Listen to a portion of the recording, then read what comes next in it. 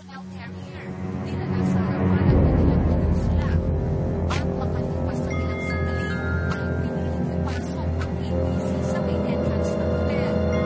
Habang ako ay nasa loob ng Manila Med, kasama nilang grupo ng bilyag, karoon naman sa labas ng paano yung sinabi kaya ni General Barrios kanina? Nag-signal na daw, ni General Barrios kanina. Ito po yung alas 4:30 ngayon ng hapon at kung nakikita nyo sa aking likuran, mukhang pinalalabas na ang mga taong wala namang kinalaman dito sa may kuditang nangyayari at kung maobserbahan, karamihan sa kanila ay mga media men na nagpunta rito para i-cover ang istorya ito.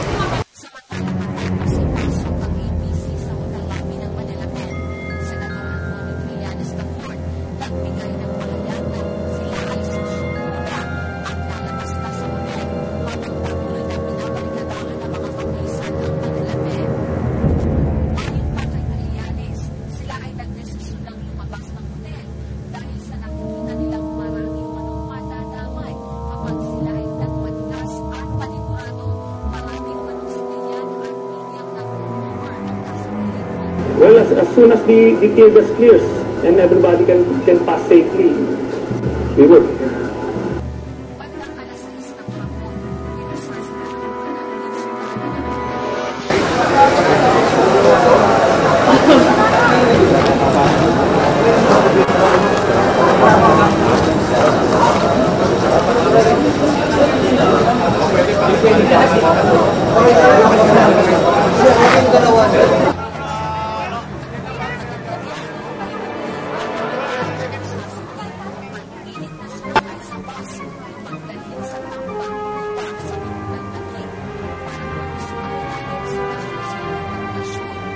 Ang mga opisyalis ng militar, ng police, ng mga lasakit sa bayan, yun ang minamahal namin kahit kami sa media.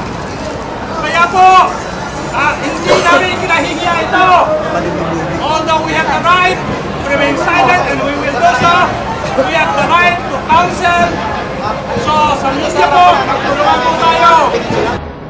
Matapos sumuko ang grupo nila Trillanes, agad itong pinosasan at dinakip ng grupo ng at agad na dinala sa Camp Bagong Diwa para sa masusing investigasyon.